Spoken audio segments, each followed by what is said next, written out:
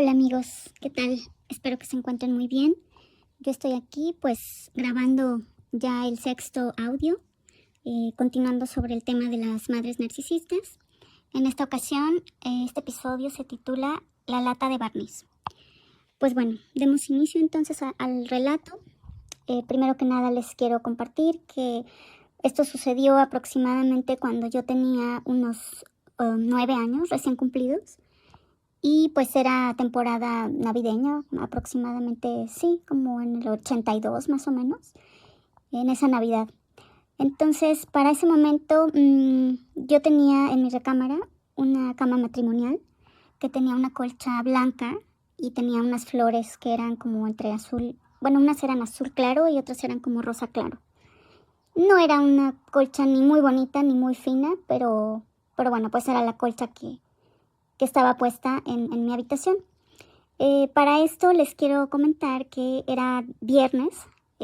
Yo, como ya les había comentado, todos los viernes en mi familia acostumbrábamos a ir a comer a casa de mi abuela materna, pues porque ella nos invitaba a comer y era el día ya que era un poquito más relajado, porque ya pues todos habían terminado su jornada de la semana y era el día que íbamos a comer con mi abuelita.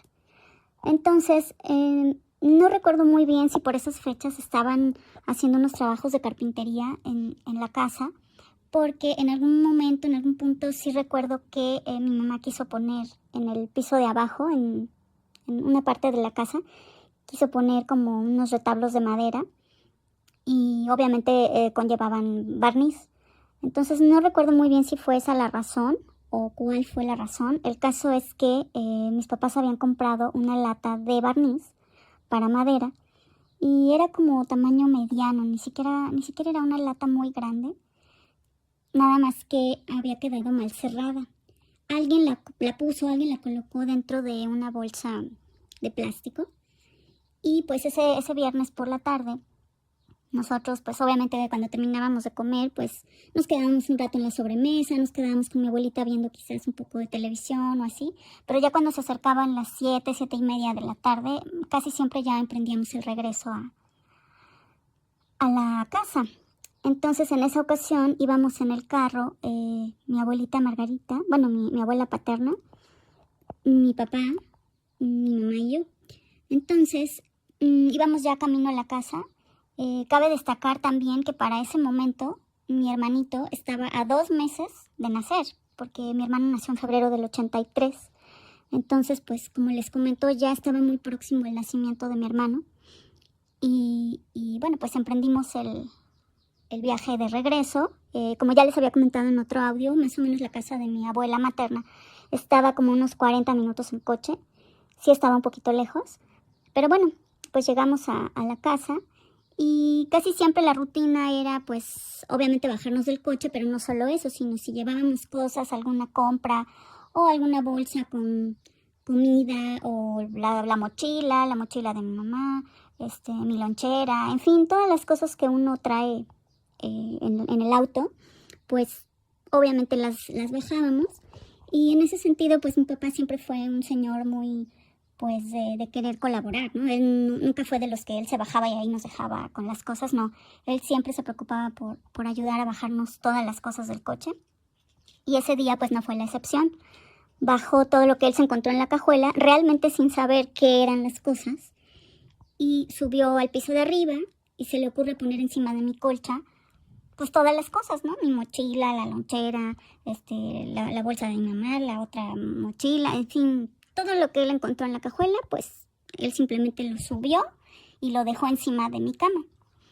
Unos minutos después, cuando ya cerraron el coche, cerraron la puerta de la reja, cerraron la puerta principal de la casa y demás, de pronto se empiezan a escuchar gritos por todos lados.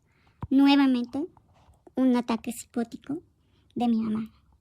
Como se podrán imaginar por el título de este episodio, pues efectivamente, esa lata de barniz que estaba mal cerrada y que alguien la puso dentro de una bolsa de plástico blanca, creo recordar que era blanca la bolsa de plástico como esas que daban antes en los supermercados. No sé por qué estaba mal cerrada esa lata. El caso es que se empezó a derramar un poco del líquido del barniz y evidentemente, pues como la bolsa no era hermética, se traspasó un poco hacia mi colcha, ¿no? Entonces, bueno, pues se quedaron ahí las ruedas de la lata de barniz y mamá empezó otra vez a dar de gritos, a regañar a mi papá, a decirle de cosas, lo insultó y pues obviamente mi abuelita y yo estábamos muy preocupadas, estábamos muy angustiadas porque pues no sabíamos pues cómo detenerla. Y recuerdo que estábamos mi abuela y yo todavía en el piso de abajo porque estábamos acomodando unas cosas en la cocina. Y de pronto fue cuando escuchamos la discusión y los gritos y todo eso. Y nada más alcanzamos a escuchar que mi papá le decía, cálmate, cálmate. Pero mamá, ni siquiera porque estaba embarazada, ni siquiera por esa razón, se detuvo. Entonces, aún estando embarazada, se le abalanzó a mi papá a darle de golpes en los hombros, en la parte frontal, o sea, en la parte del pecho y de los hombros. Yo veía que con el puño cerrado le empezó a pegar a mi papá y mi papá solamente le detuvo los brazos y la sentó en el sillón de la sala y le decía, cálmate, cálmate por favor. Pero ella seguía gritando y pataleando y de verdad, amigos, no les puedo transmitir lo feo que es ver a una persona que pierde el equilibrio, que pierde la compostura, que por una cosa tan insignificante se pone como loca, hace berrinches como si fuera una niña pequeña, cuando para ese entonces ella ya era una señora de más de 30 años, ¿no? Entonces, verdaderamente para mí fue horrible. Yo me acuerdo que me senté en el último escalón de las escaleras.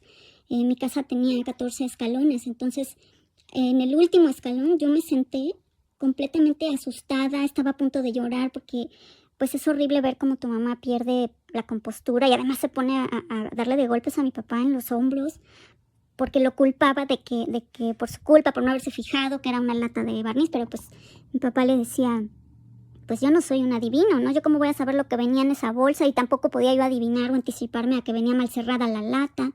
En fin, pues son accidentes que suceden en cualquier familia o en cualquier situación y yo pienso que no es como para ponerse así, ¿no?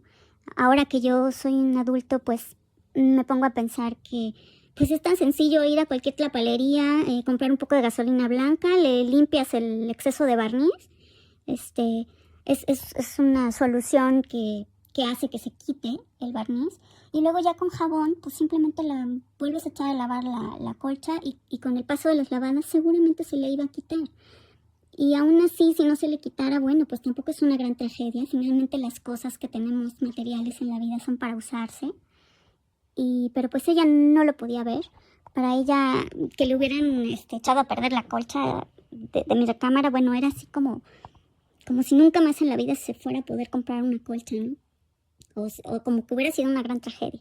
Como ya les he compartido en otros audios, siempre una madre narcisista tiene esa tendencia, no digo que todas sean así, pero tienen esa tendencia como a exagerar mucho las cosas materiales, a darle demasiada importancia a las cosas materiales y sobre todo pues en este caso, como les digo, ¿no? Eran ya muchos episodios psicóticos que ella presentaba o que, bueno, continúa presentando porque ella sigue teniendo ese temperamento a pesar de que en la actualidad ella tiene 73 años. Es una persona que sigue teniendo ese temperamento, que ante las cosas que no tienen gran importancia, ella hace grandes escándalos y pues como les estaba platicando, ¿no? En ese momento mi papá pues obviamente tampoco iba a permitir que mi mamá la estuviera golpeando.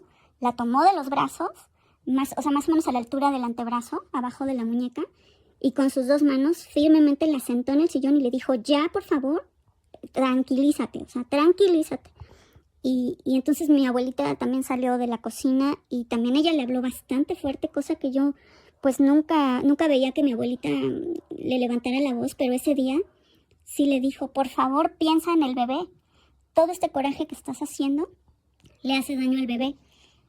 Que eso, la verdad sí, a mí me parte el corazón pensar que mi hermanito estaba todavía no nato, como les comento, estaba a 2 meses de nacer. Y el pobre seguramente se sangoloteó dentro de la panza y no sabía, yo creo que el pobrecito ni lo que estaba pasando. Y pues digo, a menos de que un ginecólogo, un obstetra pueda constatar si en verdad le puede afectar a un bebé el hecho de que su madre haga un coraje tan grande o que arme un escándalo tan grande.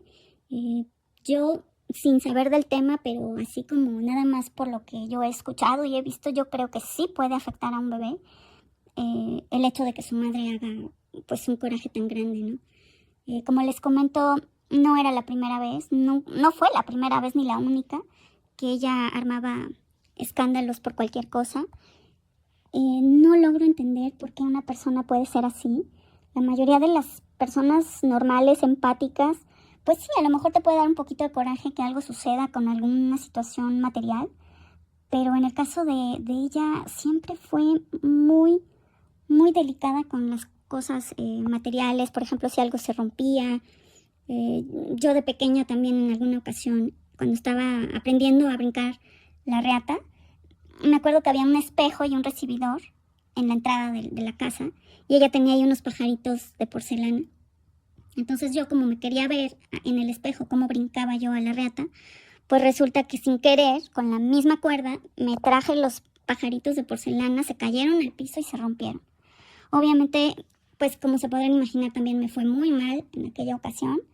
Y yo me prometí a mí misma que cuando yo fuera mayor, cuando yo tuviera hijos, yo dije, yo no voy a tener ese tipo de adornos en mi casa, porque no quiero que el día mis hijos, cuando sean pequeños y accidentalmente rompan algo, no quiero que nada sea un escándalo, ni que se rompa un plato o un vaso o algo.